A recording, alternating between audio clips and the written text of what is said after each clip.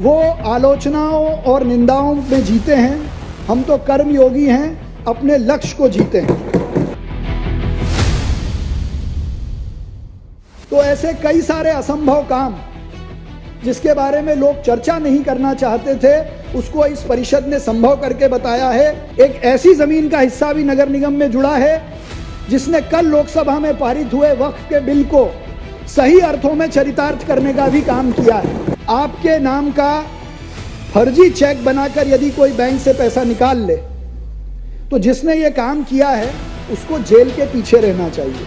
इंदौर नगर निगम के साथ फर्जी बिल बनाकर जिन लोगों ने भी पैसे निकालने का काम किया वो हर आदमी जेल के पीछे। 8,500 करोड़ की हम बात करते हैं, 1,000 करोड़ रुपए का राजस्व आपके पास है, पिछले साल तो इतना भी नहीं आया। 1,000 करोड़ रुपए का राजस्व आपके पास है, 250-300 करोड़ की चुंगी का पैसा है आपके पास।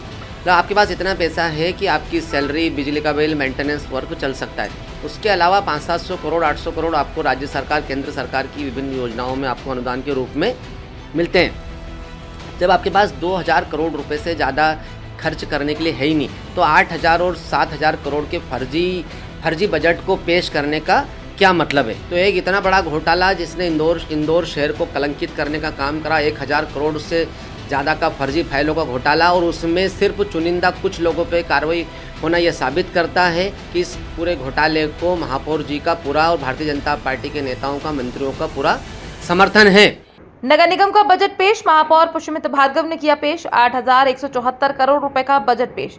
बजट में नगर के विकास की कई योजनाओं को शामिल किया। कोई नया कर नहीं, ना ही किसी कर में कोई वृद्धि की गई। बजट सत्र की शुरुआत में ही कांग्रेस और भाजपा के पार्षदों के बीच तीखी नोकझोंक देखने को मिली।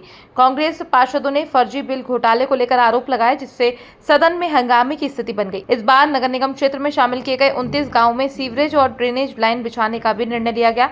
इस कार्य के लिए प्रदेश सरकार ने 300 करोड़ रुपए की राशि जारी की है, जिससे इन गाँवों में बुनियादी सुविधाओं का विस्तार किया जाएगा।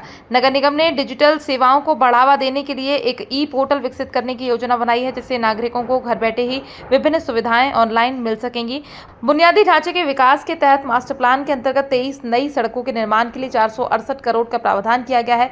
कचरा प्रबंधन को और अधिक प्रभावी बनाने के लिए 200 करोड़ की लागत से एक नया प्लांट स्थापित किया जाएगा, जो प्रतिदिन 500 टन कचरे का निष्पादन कर 6 मेगावाट बिजली उत्पन्न करेगा।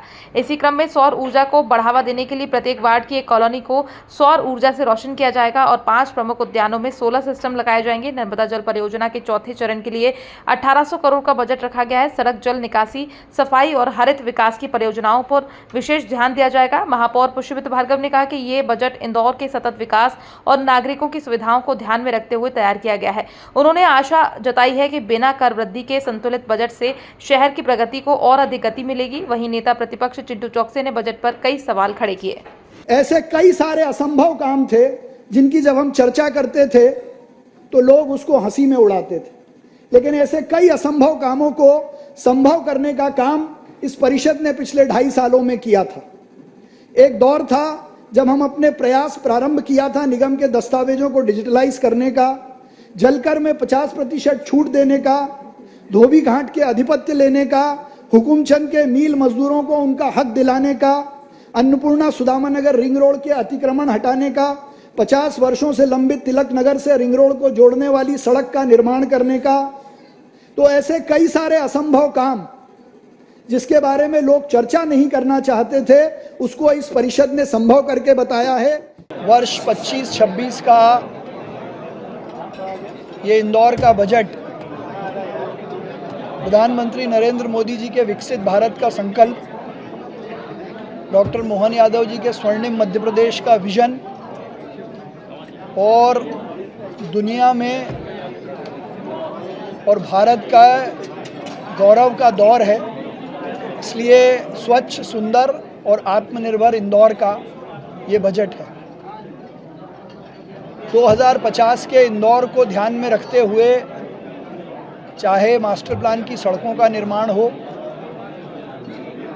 मूलभूत सुविधाओं में हर घर नल और जल, सीवरेज, नई कॉलोनियों की दृष्टि से, साथ ही हरियाली, खेल और डिजिटलाइजेशन को फोकस करता हुआ ये बजट है, जिसमें सबसे पहले इंदौर के सफाई मॉडल को नेक्स्ट लेवल पर ले जाने के लिए वेस्ट मैनेजमेंट को नेक्स्ट लेवल पे ले जाने के लिए डिजिटलाइजेशन और गीले सूखे कचरे के अलावा कपड़े हों, रीयूज्ड ऑयल हो, इलेक्ट्रॉनिक वेस्ट हो, कांच हो, इनसे भी कंचन करने की प्रोसेस और घर बैठे ऐप से कचरा कलेक्ट करने का काम आने वाले समय में इस बजट के माध्यम से हम करेंगे।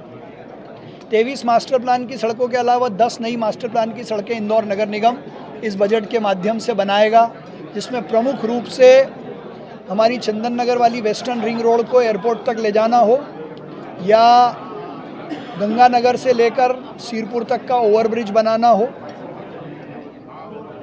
इंदौर नगर निगम को फिश एक्वेरियम इस साल में मिलेगा। तो ऐसे जो मूलभूत काम है, हरियाली की दृष्टि से हर जोन में एक यूरो एशियाई नमो गार्डन की तर्ज पे गार्डन बनाना हो और रीयूज वाटर का उपयोग अपने बगीचों में करना हो, तो सशक्त, समृद्ध और ज्ञान आधारित विकास, गरीब कल्याण का जो हमारा संकल्प है, उस आधार पर ये बजट प्रस्तुत किया गया है। 311 ऐप शिकायत निवारण का ऐप है। ये नया ऐप कचरा कलेक्ट करने के लिए होगा। क्या कैसे काम करेगा? जैसे सीरपुर तालाब के पास स्वामी विवेकानंद जी की 39 फीट की बड़ी प्रतिमा लगाने का टेंडर हम कर चुके हैं, जो इस साल में लग जाएगा। साथ ही इस निगम ने संकल्प लिया है कि भारत रत्न देश के पूर्व प्रधानमंत्री अटल बिहारी वाजपेयी की भी एक आदमकद प्रतिमा हम लगाएंगे। और कचरा कलेक्शन का ऐप जोमेटो की तरह होगा कि घर से कोई कचरा देना चाहे तो ऐप पे वो रिक्वेस्ट डाल दे तो वो कचरा वहाँ से अलग उठा लिया जाए। इसके चार्जेस क्या होंगे? क्या वो सब तय करेंगे, हम चार्जेस तो लेंगे। उसमें दोनों तर्क हैं। कई बार लोग कचरे डालने से रह जाते हैं, पर विशेषकर जो थोड़े स्पेसिफिक अलग कचरा है, कांच हो, कुछ घर का ऐसा सामान हो जो वो देना चाहें, गाड़ियाँ हों, बुक्स हों, वो हम कलेक्ट करेंगे। ब्रिज अलग है, रोड अलग है। वेस्टर्न रिंग रोड जो चंदन नगर से एयरपोर्ट को कनेक्ट करती है वो रोड होगी, और ब्रिज होगा जिला अस्पताल से शुरू होकर सीरपुर पर समाप्त होगा। कल एक देश एक चुनाव का प्रस्ताव नगर निगम के सदन में रखा जाएगा, लेकिन वो प्रस्ताव, जो बिल लोकसभा में प्रस्तुत हुआ है, वो पास हो और वो देश हित में है, ऐसा एक प्रस्ताव पारित करके हम राष्ट्रपति जी को भेजेंगे। देखिए, सबसे पहली बात तो ये समय इतना उपयुक्त है कि कल जब देश की लोकसभा ने वक्फ एक्ट पास किया हो और आज राज्यसभा में उस पर चर्चा चल रही हो, ऐसे में इंदौर नगर निगम ने वक्फ ने जो हमारी संपत्ति पर अतिक्रमण किया था, ज़बरदस्ती उसके मालिक बनकर बैठे थे, और जिन आधारों पर वो मालिक बनकर बैठे थे उस आधारों के विपरीत कोर्ट में तर्क रखकर हमने वक्फ की ज़मीन से नगर निगम की ज़मीन को छुड़ाने का काम किया। तो मुझे खुशी इस बात की है कि जितने भी तर्क उस फैसले में आए हैं, वो सारे तर्कों को नए एक्ट में भी शामिल किया गया है कि कौन सी संपत्ति वक्फ की होगी, इसको परिभाषित करने का काम एक्ट में किया गया। तो ये नगर निगम के लिए उपलब्धि है कि एक्ट आने के पहले ही हमने अपनी संपत्ति उन आधारों पर छुड़ाई है। उसकी एक समग्र योजना हम बना रहे हैं, क्योंकि उसमें पुराना धोबी घाट भी है, तो उनका भी व्यवस्थापन करना है, उनके लिए भी व्यवस्था करनी है, उस पर चर्चा जारी है। देखिए, ये बजट में विशेष प्रावधान रहता है अनुदान का, जिसमें हम गरीब संस्थाओं को या संस्थाएं जो अच्छे सामाजिक, आर्थिक या अन्य विषयों पर काम करती है, वो कार्यक्रम करने के लिए अनुदान है। तो वो एक शहर की गतिविधियों को प्रमोट करने के लिए बजट में प्रावधान किया जाता है। कई गरीबों की भी मदद करते हैं, कई स्कूल्स और हॉस्पिटल में जिनकी सहयोग लगता है उनको भी हम मदद करते हैं। तो उस पर एक बार विचार हो सकता है, लेकिन ये अनुदान देना संस्थाओं के काम को बढ़ाने के लिए। देखिए, सुपर स्वच्छ लीग बनाई इंदौर के कारण। देश भर के शहर, मतलब जो माननीय केंद्रीय मंत्री जी ने हमको कहा, मैं आपको वो बता रहा हूँ कि देश भर के लोग शिकायत लेके उनके पास पहुँचते थे कि जब इंदौर को ही नंबर 1 आना है तो फिर कंपटीशन में हम पार्टिसिपेट क्यों करें। तो देश के ऐसे शहर जो लगातार सफाई के पैरामीटर्स को 80% से ज़्यादा परफॉर्म कर रहे थे, उनकी एक अलग लीग बनाई है, और वो उस लीग में अपने सफाई के पैरामीटर्स को 85% मेंटेन रखें। अगर नहीं रखेंगे तो उनको फिर से कंपटीशन में भेज दिया जाएगा। तो ये स्वच्छता लीग बनी है, जिसके नंबरिंग होगी, तो नंबरिंग के आधार पे तो ये तय रहेगा कि इंदौर नंबर 1 है। जिस तरीके से पिछले वर्ष आदरणीय पुष्पमित्र भार्गव जी ने 7,000 करोड़ रुपए से भी ज़्यादा का बजट पेश किया था और जिस तरीके से जितने कामों का एग्जीक्यूशन हुआ वो पूरे शहर की जनता ने आँखों से देखा कि चाहे इंदौर शहर की सारी सड़कें जो काम चल रहा है अधूरी पड़ी हो, मधुमिलन चौराहे का क्या हश्र था और आज की कंडीशन में भी वो कंप्लीट नहीं हो पाया, ये इस पूरे शहर ने देखा। 7,000 8,000 करोड़ की 8,500 करोड़ की हम बात करते हैं। 1,000 करोड़ रुपए का राजस्व आपके पास है, पिछले साल तो इतना भी नहीं आया।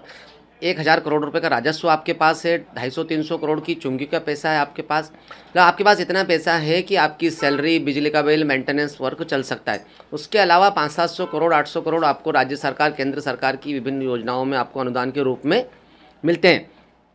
जब आपके पास 2,000 करोड़ रुपए से ज़्यादा खर्च करने के लिए है ही नहीं, तो 8,000 और 7,000 करोड़ के फर्जी बजट को पेश करने का क्या मतलब है।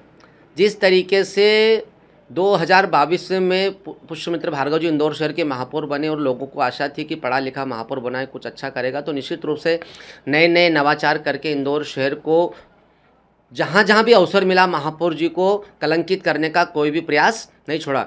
इंदौर शहर ने उनके ट्रैफिक सिस्टम को भी देखा कि ITMS integrated traffic management system लाएंगे, लेकिन इंदौर शहर ने देखा कि ट्रैफिक को लेकर इंदौर शहर में मिम्स बन गए। घंटों लोग जाम में फंसे रहे।